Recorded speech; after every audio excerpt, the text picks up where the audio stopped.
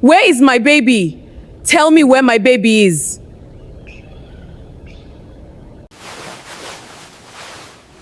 Madam, calm yourself. The baby did not make it. I am sorry. I heard crying. I heard it. Right before they sedated me. I heard my baby cry. Sandra, enough. The doctor has spoken. You were confused from the medication. There was no crying. Why are you here? You were not in this room when I went under. Why are you standing next to my nurse? I am your husband's mother. I have every right to be here. Now rest before you embarrass this family further. I want to see the body. Show me the body of my child. That is not possible. The remains were already TADS processed. Hospital protocol. Processed. My baby was processed. Victor is waiting outside. I will tell him you need more sedation. Do not touch that door.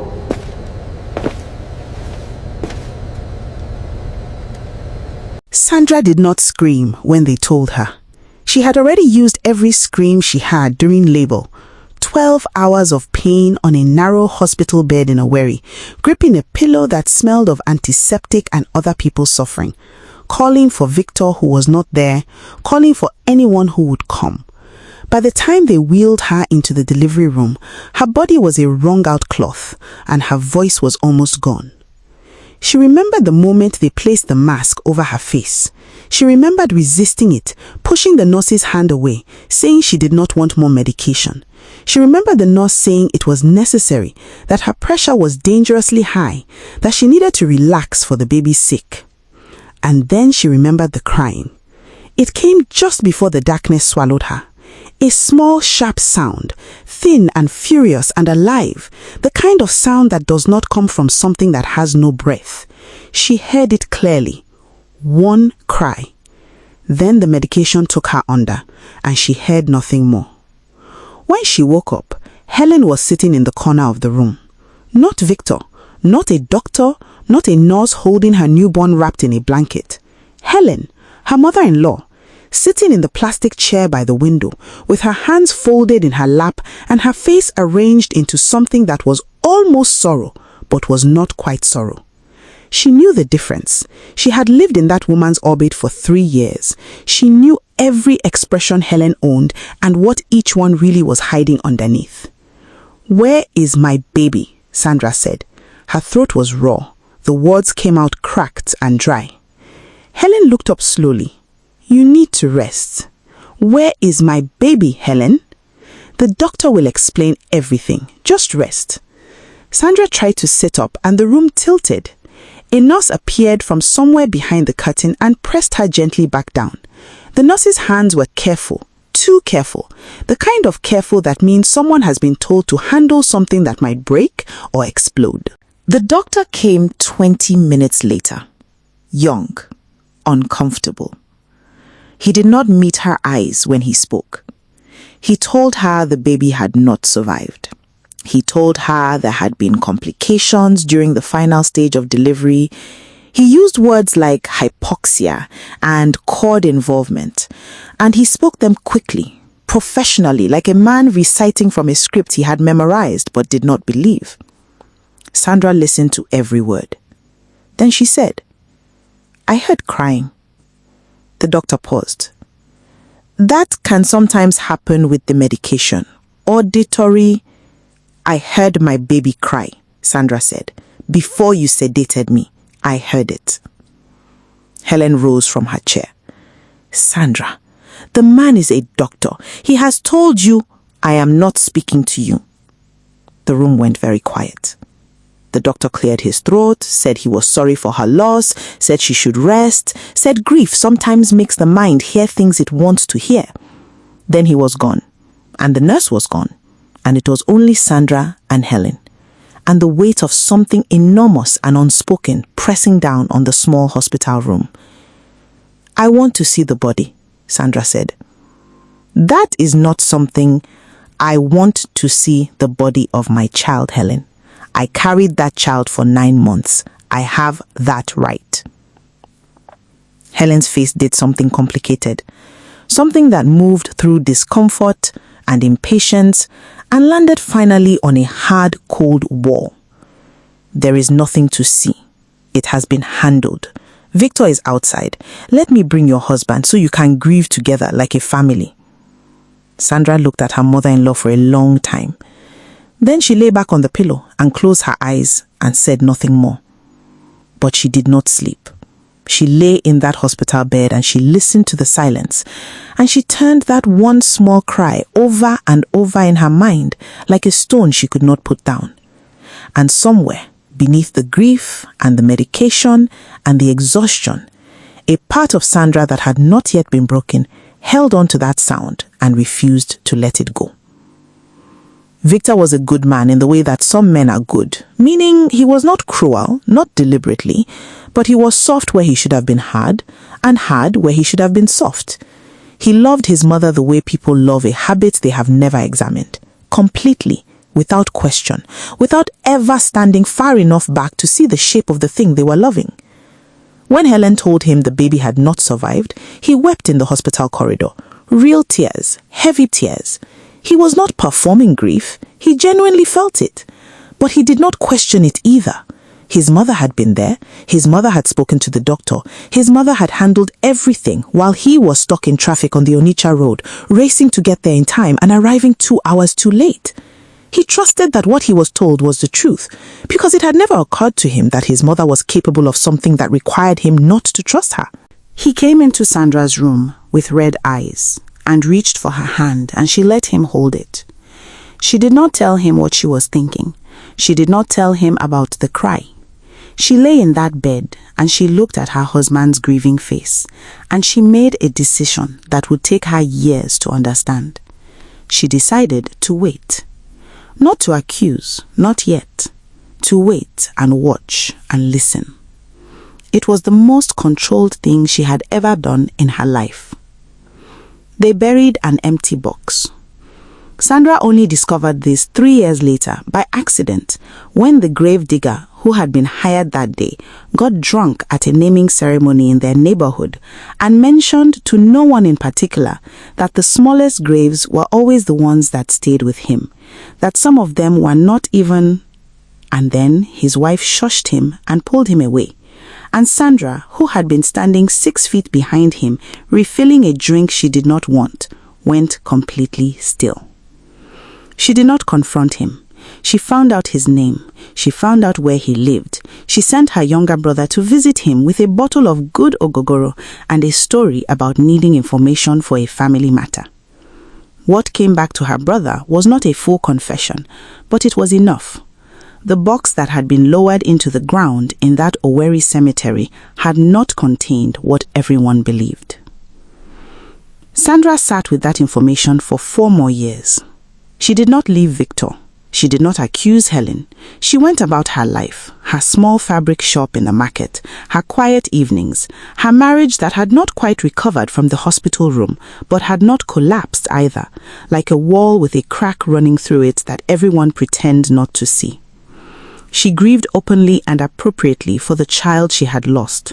She attended church. She accepted condolences. She smiled when smiling was required. And she waited. The photograph appeared on a Tuesday. Sandra was sitting in the living room of her friend Ngozi's house in Owerri when Ngozi's phone lit up on the cushion beside her. Ngozi had gone to the kitchen to bring food, and the screen was face up, and the notification was a tagged photograph from a mutual contact, a woman named Chioma, who had grown up in their street and now lived in Abuja. The photograph was a birthday party.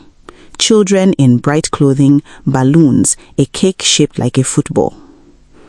Sandra would not have looked twice, except for one thing. In the center of the photograph, standing slightly apart from the other children, was a boy of about 7 years old. He was wearing a white shirt and dark trousers. He was looking directly at the camera with an expression that was not quite smiling, watchful, serious, a little apart from the celebration around him. And around his left wrist, catching the light of what looked like an Abuja afternoon, was a thin gold bracelet with a small oval charm, Sandra's mother's bracelet.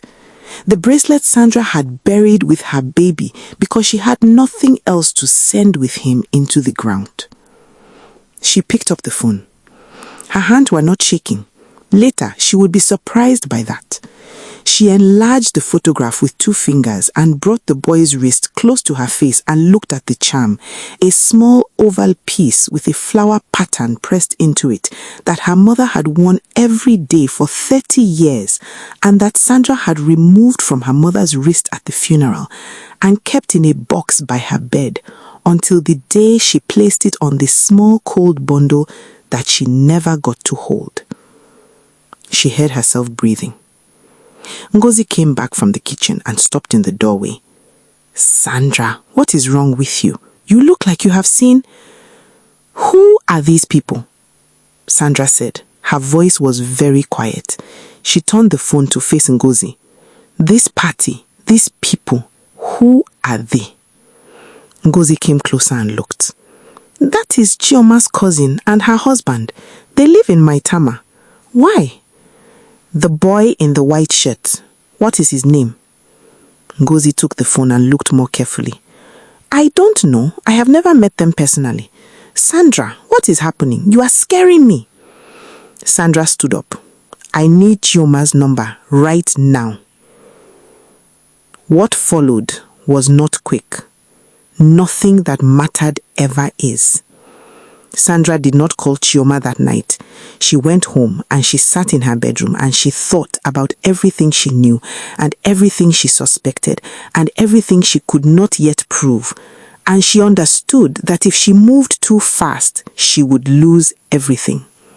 If she accused without evidence, she would be the unstable woman who could not accept grief. She would be the one they pointed at. She would be the one they dismissed. She needed to be certain, and then she needed to be strategic. She called her brother, not Victor.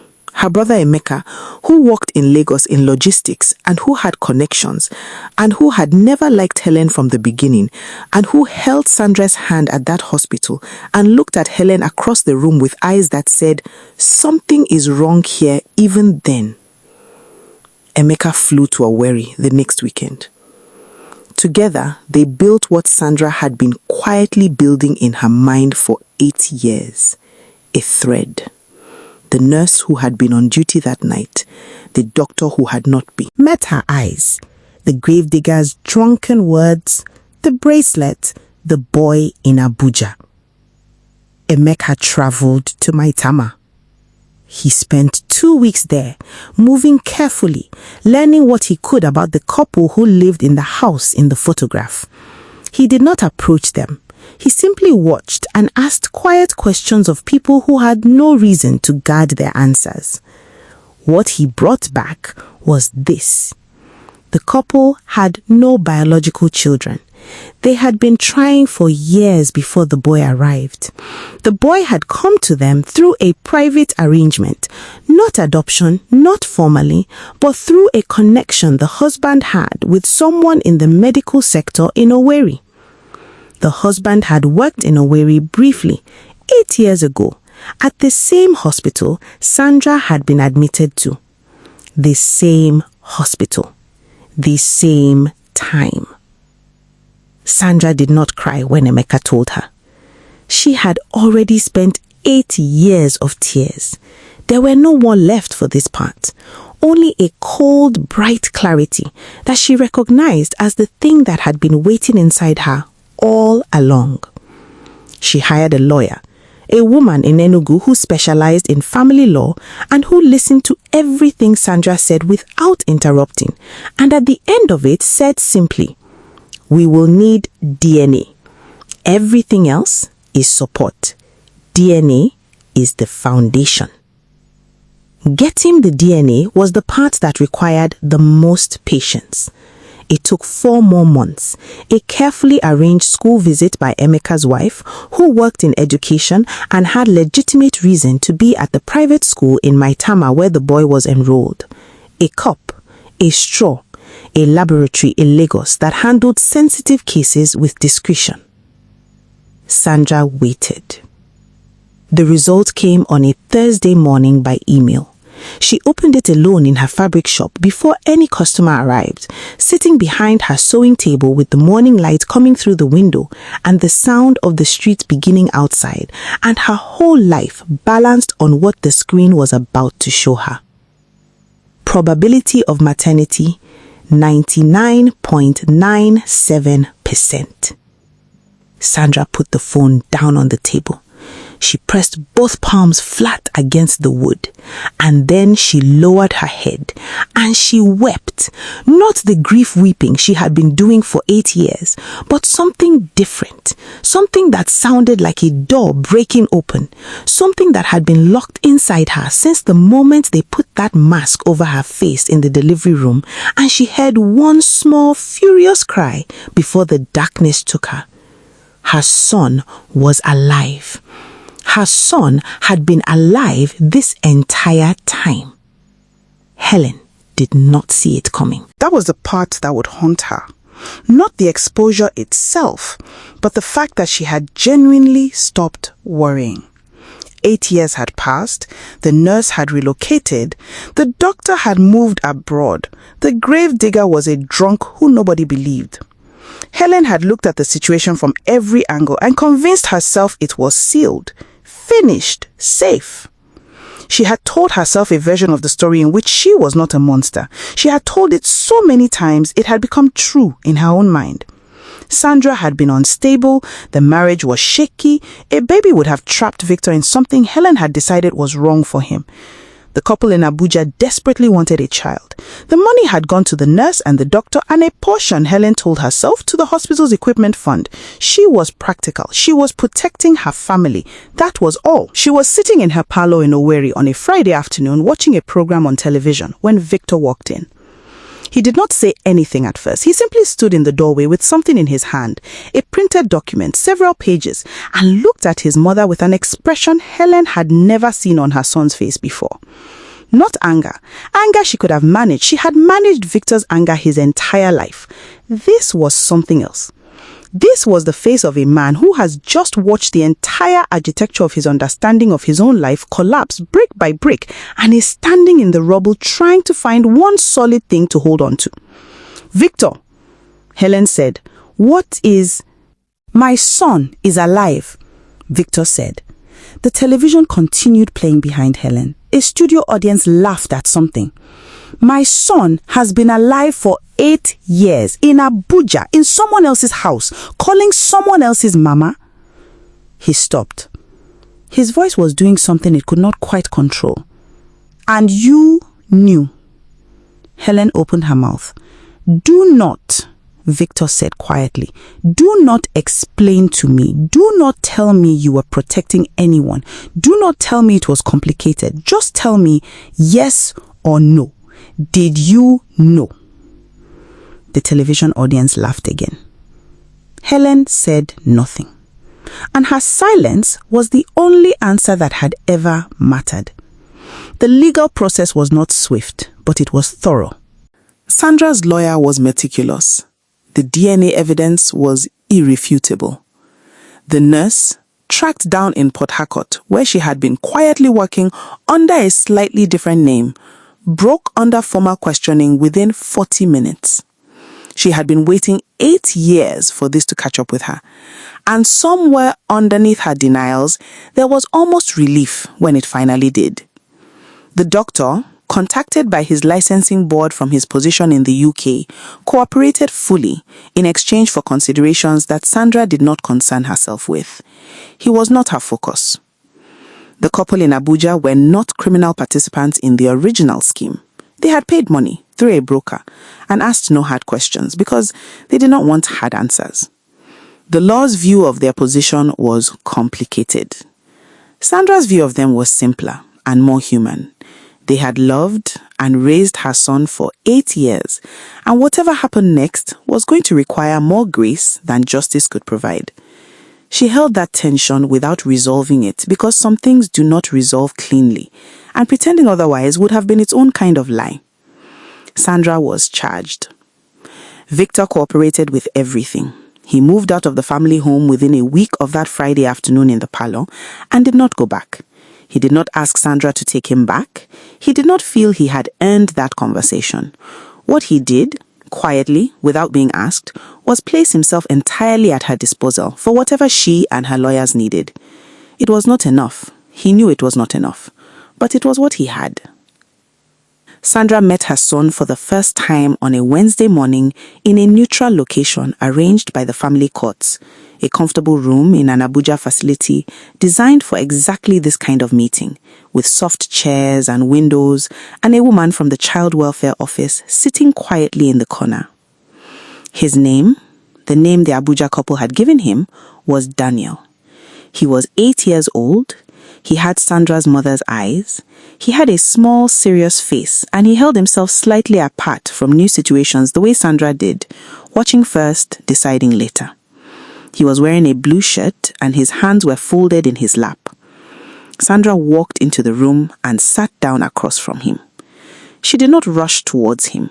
She understood that whatever she felt, and what she felt was enormous, was oceanic, was 8 years of missing someone she had never been allowed to know, was her feeling and not his burden. He did not know her. She was a stranger sitting in a chair across from him, and she had to earn every inch. Whatever came next. "Hello, Daniel," she said. He looked at her carefully. "Hello. I like your shirt," she said. He looked down at it. "My mom." He stopped. Something moved across his face. "It's okay," Sandra said gently. He looked back up at her, and then he said something she had not expected. "Are you the lady from the photograph?" Sandra went still. "Which photograph?" "The one in the bracelet," he said. He stopped again, navigating something complicated. "She said the bracelet came with me. She showed me the photograph inside the charm. A lady. She said the lady must have loved me very much to send something so precious." Sandra looked at her son. Her mother's bracelet with its oval charm, the charm that opened, that she had forgotten could open, that she had pressed a tiny photograph into years ago and forgotten because grief does not remember details. She had put a photograph inside the charm before she placed it on that bundle in the hospital, the photograph of herself. The bracelet had been on his wrist for 8 years, and inside it had been her face. He had been carrying her with him the entire time without knowing it. Sandra pressed her hand over her mouth. Daniel watched her with those serious, careful eyes. Then he said very quietly, "Are you going to cry?" "Yes," Sandra said, honestly. He considered this. Then he uncrossed his hands and reached across the small space between them and placed one small hand over hers. And Sandra, who had not broken in a hospital room, who had not broken when they lowered an empty box, who had not broken when the DNA result landed on her screen, broke then, completely, in the best possible way, in the way that means something that was sealed too long has finally opened. She held her son's hand in that quiet room in Abuja, and outside the window the city moved, and somewhere in Owerri, Helen sat with a lawyer going through documents that would take months to resolve, and Victor sat alone in a rented apartment learning to live with what his silence had cost. And none of that touched this room. None of that entered this moment. This moment belonged only to them. A mother and her son, finding each other 8 years late, starting from a photograph the size of a thumbnail inside a gold charm, starting from the only piece of herself she had managed to send with him when they took him away. It was enough to begin. And for Sandra, who had carried that one small cry for 8 years like a core pressed against her chest, beginning was everything. Was Sandra wrong to stay silent for so long before acting? Or was her patience what saved everything? Drop your thoughts below. If this story touched you, please like and subscribe. Share it with someone who needs it today. And drop a comment. We want to hear from you. God bless you.